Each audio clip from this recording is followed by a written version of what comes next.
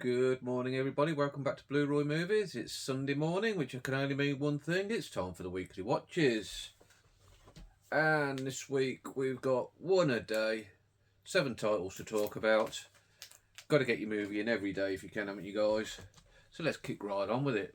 Right, I started off the week with a viewing of The Dungeon Master, which was my first watch out of the Arrow Enter the Video Store box set. Now, The Dungeon Master. This was pretty terrible, I'm afraid. It's possibly the worst film I've seen all year. It's such a low budget. It must cost about a £5 in a Satsuma to make. The acting's terrible. The special effects are goddamn awful. Explosions are just like a flash painted onto the screen by the looks of it. Never heard of any of the cast. Haven't got the names on there, and I couldn't tell you now who was in it. It's all about this guy, sort of geeky computer guy. We all know one of them in our lives. And him and his girlfriend are transported to this nether type world, and this demon type character has set the guy 6 tasks to do. Otherwise his girlfriend is curtains. And as I say, just awful, terrible acting, so low budget, it's terrible. I think there's a different director for every task, so tonally it's all over the place. Definitely not one I'd ever watch again, I don't think, but it's going to have to sit nicely back into my box set, so it's one I'm going to have to hold on to. Yeah, not one I can recommend, I'm afraid. Next up, the next day, and something infinitely better, was Westr 1918, directed by G.W. Pabst. I think his first film of his I've seen. I think there's a couple more in the Eureka collection of his in there that I haven't got round to. A couple of silent films, and also the next film on here is also Pabst. Now this is filmed in 1930. It's a World War I film on the German side, since it's a German film. And I think because it was the same year as All Quiet on the Western Front, it's kind of got lost in the ether in time and overshadowed by All Quiet on the Western Front. But this is still a really good movie. It follows 4 German soldiers who become friends through everything in the trenches and their experiences in the trenches in World War One. And yeah, absolutely fabulous film. Just love how it shows the German side of it. We're always led to believe in war films that the Germans are these square-jawed, feelingless killing machines, and that's not the case. There were people like you and I with feelings, with families back home, and part of it showed what it was like back in Germany during World War One, and the struggles of the people there. They were queuing for hours and hours to get some food. Yeah, I really enjoyed this. It just goes to show, like, there's 2 sides to every story. It's politicians that cause divisions between man, not men themselves, and through time it will never change. I think a lot of the troubles in the world now is exactly the same reason. Yeah, I can't recommend it highly enough. Once again, the Eureka Masters of Cinema collection comes through for me. Another great watch, and I'm looking forward now to watching the other one, Kameradschaft, which I presume means comrades.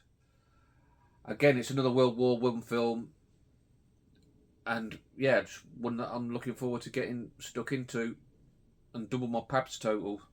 Brilliant stuff. Next up was Invasion USA, and that was also my first time watch out of this box set, the Chuck Norris collection that you've seen recently on the channel. Now, I bought the box set specifically for this film, and regular viewers will probably realise now sometimes they're not the sharpest tool in the box, but there you go. Now, I started watching this and it's all about America getting invaded by communists. And when they landed on the beach in sort of World War II type landing craft, I was thinking to myself, I'm sure they parachuted in. So I looked into it, and it wasn't even the film I thought about it. The film, I thought it was the one with Swayze, Red Dawn, is it? So I put the whole box set for the wrong film. And you know, Red Dawn's a lot better film than this. I struggled with it a bit. I thought story-wise it was all over the place. Yeah, I didn't really enjoy it. Last half hour or so was good when the action ramped up, but for me it took a bit too long to get there. Yeah, it was alright, it was entertaining enough, but I don't think I'd rush back to it. Hopefully the other films in the set are going to be better. I'm pretty sure I've seen one of the Delta Forces. Again, can't remember much about it. Yeah, Invasion USA. Next up, from the Criterion Collection, Akira Kurosawa's Dreams. Now, I watched Sam's video in the week, Sammy G's World of Movies. He's been going through his Criterion Collection, and it's a great video. He's only halfway through it at the moment. It's well worth watching. I'll put a link to Sam's channel down below, because he's got some fantastic Criterion channels. Put my small Criterion collection to shame. And Sam was saying that this was possibly his favourite Kurosawa film. So on that, Sam's a good judge. I thought I better get my copy out and give it a watch at last. Now, favourite Kurosawa film? Not for me. I'd still say Seven Samurai or Yojimbo. To me, they're like two seminal films in the history of cinema. But I really enjoyed it. It was really good. Don't get me wrong. It's all set on dreams that Kurosawa apparently had reoccurringly through his life.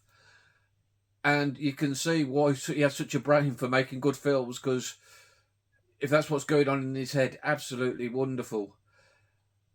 It starts off with a dream about a really, really weird wedding, one that's quite creepy, and finishes off with a dream about an absolute joyous funeral and plenty in between. I think my favourite dream was in a tunnel and a battalion of ghost soldiers. I thought that was really fantastic and really creepy.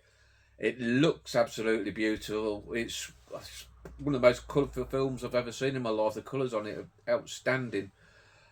I believe there's a 4K out now. I think Sam's after the 4K, and at a decent price. I might be, because it looked beautiful on the Blu-ray. I can only imagine what the 4K is going to be like. That's Dreams. Yeah, go over to Sam, give him some love, watch his Criterion video. Absolutely wonderful video. Thank you for the recommendation, Sam. Wonderful. Next up, a Western, Silverado. Again, another great film. A Western that's always passed me by. It's about these guys clearing up a ill-run town that's run by corrupt authorities, which is a trope that's been done time and time again in Westerns, but it's a lot of fun. I think the cast does it for me. It's such great chemistry between the actors. You've got Kevin Kline, who I always like.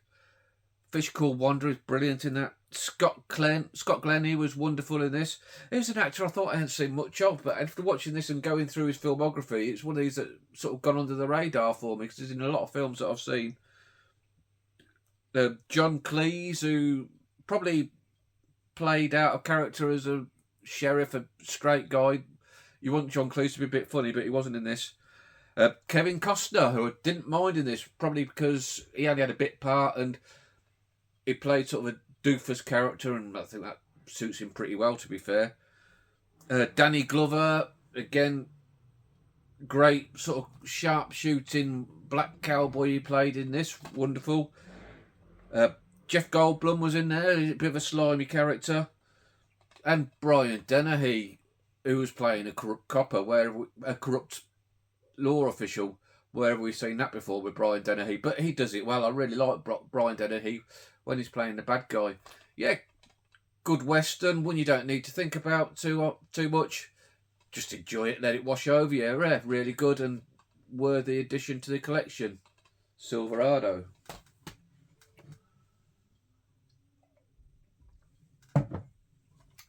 Next up, Flying Tigers.